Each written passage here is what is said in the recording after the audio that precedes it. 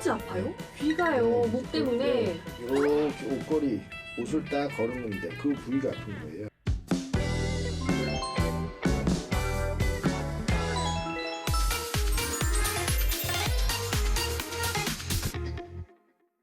그리고 워낙 이런 통증 느끼시는 분들이 좀 많으셔서 치료하다가 안 돼서 마지막으로 안강 원장님 찾아와서 해결했다 이런 분들 저 있다고 많이 들었는데.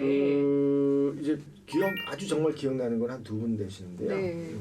근데 한 분은 진짜 어려웠어요. 왜냐하면 목이 되게 심하고 목에서 등의 통증이 엄청 심했는데 이분의 또 다른 증상은 혀가 아픈 거예요.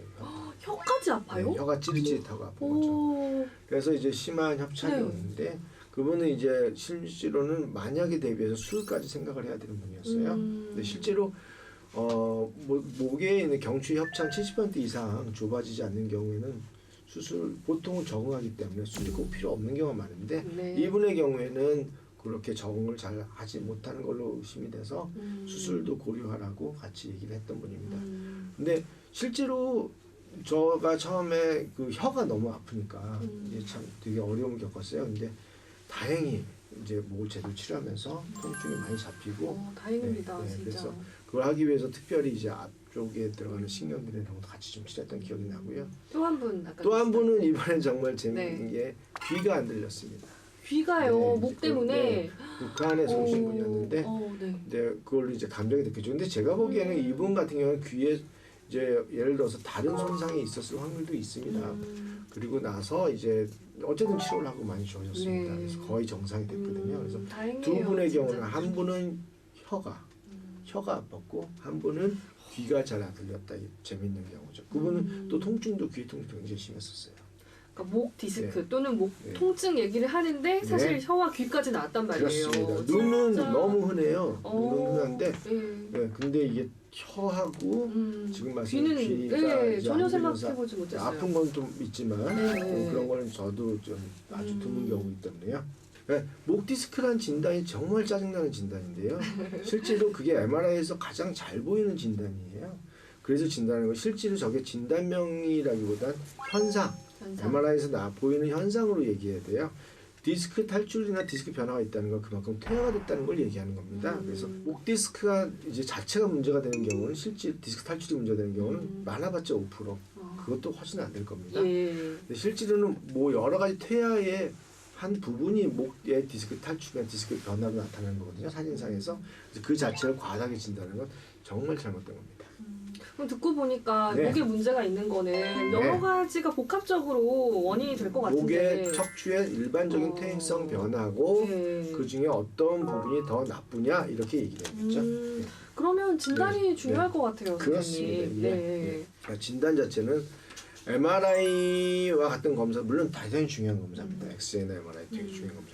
하지만 손으로 만져서 하는 검사, 그 다음에 운동 범위를 재는 검사, 환자가 언제 어떻게 아팠다라고 하는 것들을 얘기하는 검사 이런 것들이 사실은 그 MRI보다 훨씬 더 중요한 검사되는 경우가 많습니다. 네. 그리고 좀 병원 선택도 잘 해야 될 것 같아요. 아무래도. 그러니까 의사분들도 요즘은 이제 뭐 많이 그러진 않지만 과거에는 그냥 어떤 특별한 검사 없이 그냥 사진만 보고 이제 진단하시는 분들도 꽤 있었거든요. 요즘 그게 많이 바뀌어가고 있습니다. 듣고 보니까요. 이 목 디스크란 게 목만 신경 써야 될 게 아니라 주변 조직도 좀 잘 이렇게 나을 수 있도록 그 신경을 써야 될 것 같거든요. 그러니까 이제 목이라고 하는 자체는 예를 들어서 흉추, 그러니까 가슴 싸고 있는 갈비뼈가 싸고 있는데 커브나 허리의 커브에 같이 따라서 오는 것이지 목 자체의 커브가 만들어지는 게 아니에요.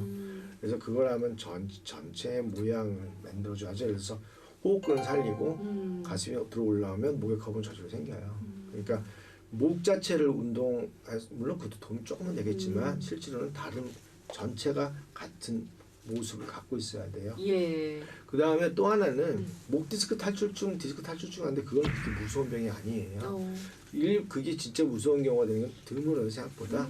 그리고 저절로 좋아지는 경우가 훨씬 더 많고요. 근데 일반적으로 디스크 탈출이라고 하는 건 퇴행성 변화의 한 부분이기 때문에 실제로 그 퇴화가 일어나는 원인을 찾아내야 돼요. 그 중에 하나가 이제 목 자체가 불안정한 거거나 아까 같이 목의 커브가 문제가 있는 경우. 경우죠. 그다음에 MRI 사진에서 목 디스크 진단이 가장 진단이 쉬울 뿐이지 실제로 예. 다른 병이 많습니다. 오. 그래서 MRI는 50%만 의지하고 네. 나머지 만지는 거나 이런 검사를 해야 됩니다. MRI 진단도 네. 중요하고 네. 보니까 손으로 좀 진단해보는 것도 맞습니다. 중요할 것 같은데 네. 저는 주변에 수술한 분들이 사실 네. 좀 있어요. 그쵸. 근데 좀 수술했다고 하니까 걱정도 많이 되고 과연 이게 나아질까 걱정도 많이 하시거든요. 일반적인 이제 디스크 탈출증은 아주 심각한 일부 경우를 빼놓고 수술할 필요가 거의 없고요.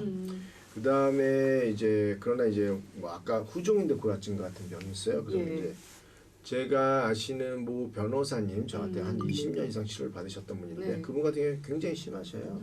근데 그분은 제가 봐도 수술을 할 정도 심하신 분이었는데 그분이 술을 원치 않으셨어요. 술 후에 또 엄청 괴롭거든요. 아 그렇죠. 예, 그 다음에 또 시간이 지나면 또 퇴화도 빨리 되고 그래서 이분 같은 경우에는 그래도 한 뭐 30년 같이 다니면서 아주 잘 진술을 하셨고 또 그 반대의 경우에는 저 정말 가족까지 친한 분이셨는데 네. 그분은 제가 이제 말은 수술 안 하는 것도 좋은 방법 같은데 사실은 어느 정점에서는 의사도 하라 말라 결론을 내리기 어려운 경우가 많습니다.